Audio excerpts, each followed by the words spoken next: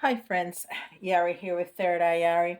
I wanted to shot another video regarding this lunation because the energies are so strong and so important that I wanted to stress that out and in an attempt to explain them the best I can. Each year, the zodiac starts with the sign of Aries. Aries is every sign gets a new moon.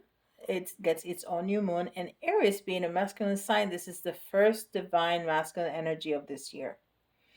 Then we'll get a new moon in Taurus, which is the first feminine sign of the zodiac, very soon, roughly 6 weeks' time. And at that point, we'll have the first divine feminine new moon, and that will be the new cycle for the in the divine feminine energetic field.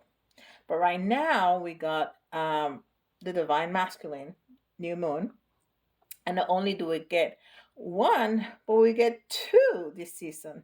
This particular video would deal specifically with the first of the two, which took place March 21st. The second new moon in Aries will be on April 20th at 12:12 a.m. And this one is a solar eclipse.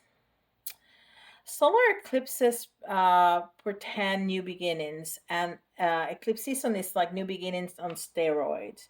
New moons are portals to new beginnings, but eclipses that comes with the new moon amplify these new beginnings, put you on a completely different path. Aries being the very first sign of the zodiac, the first masculine sign of the zodiac we're dealing with, reshaping each of our masculine energies regardless of what body parts you were born with. We all have masculine and feminine energy. Understanding how that works for you, your own masculine energy, how do you work outward projected motion? What's your relationship to the action and motivation? What's your relationship towards going out to hunt, to provide and protect for yourself and your family? That's the masculine energy that you yourself need in your life. How do you rewrite the rules of masculinity in this season for yourself?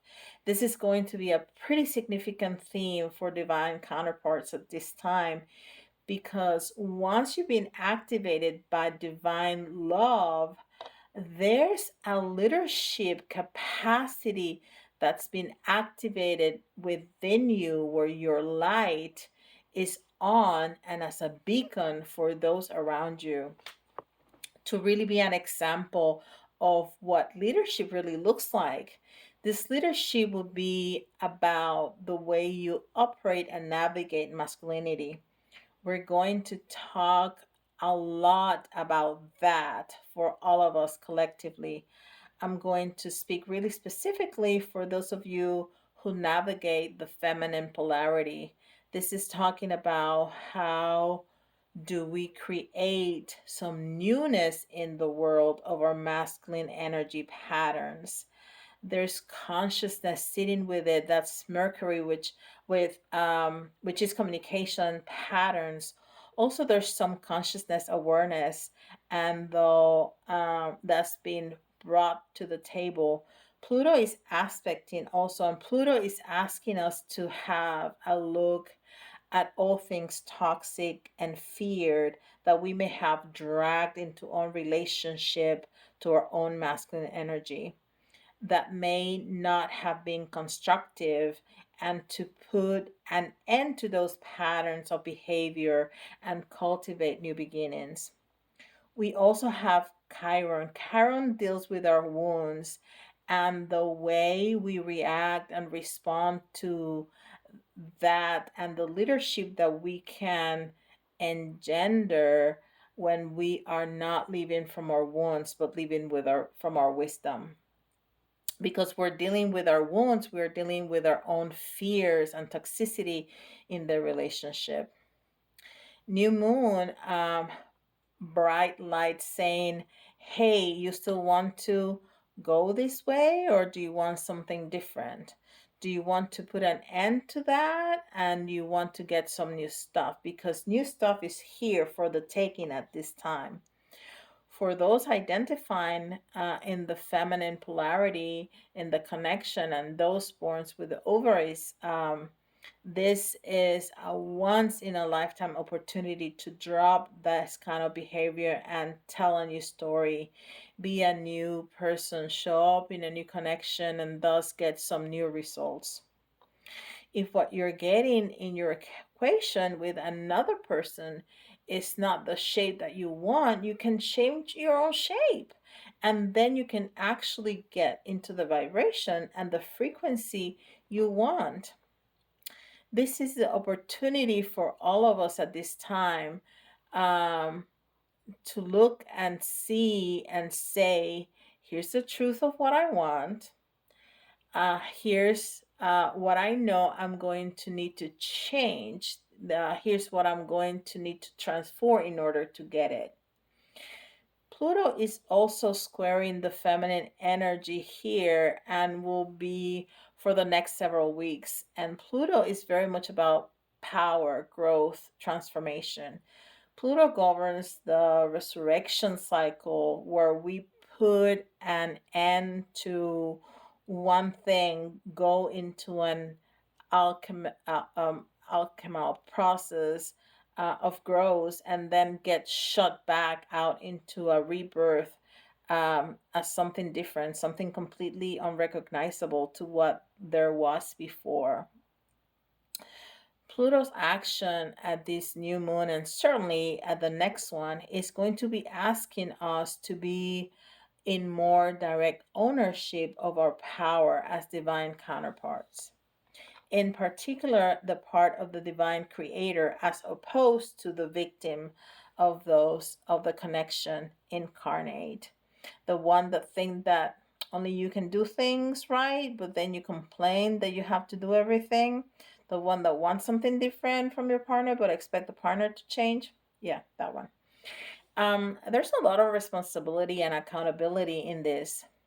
The Jupiter Chiron conjunction is bringing to the surface our leadership opportunity to do something the world has never seen before, to love and create in a way that is never been done before, and to participate in embodying the model of masculinity that is more love centered and is acceptance, approval, and appreciation instead of landing in the vibration of coaching, correction, criticism of ourselves and others.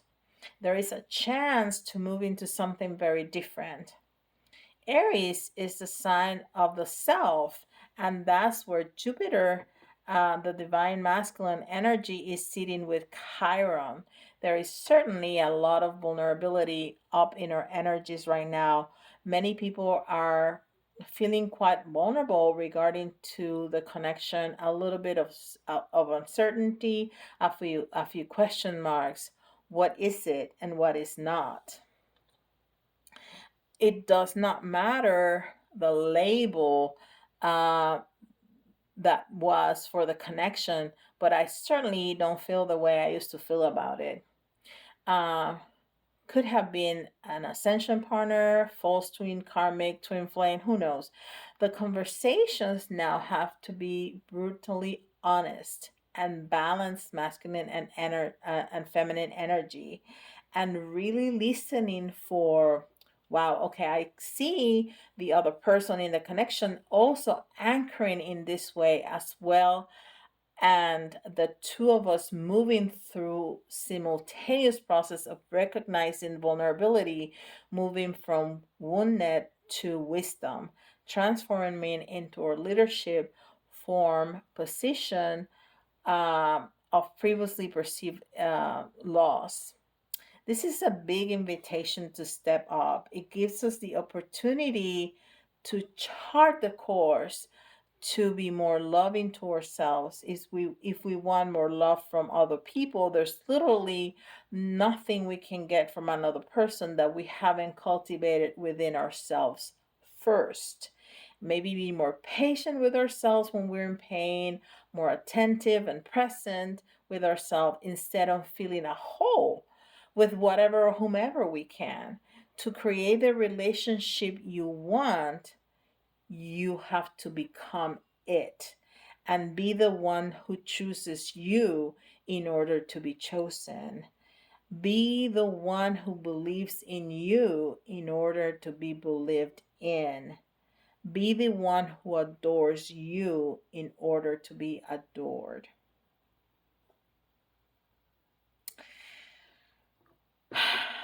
Very, very powerful energies. Um, a lot of changes that can be made. It's more a balancing of the energies in staying instead of just the feminine be this loving and and the masculine just the action oriented, uh, starting to merge both. So if you have enjoyed this, give me a like and subscribe to the channel if you're new. It's fabulous to be here with you today and share this exciting energy. And definitely reach out if you want to go ahead and book some time together. Take great care and bye for now.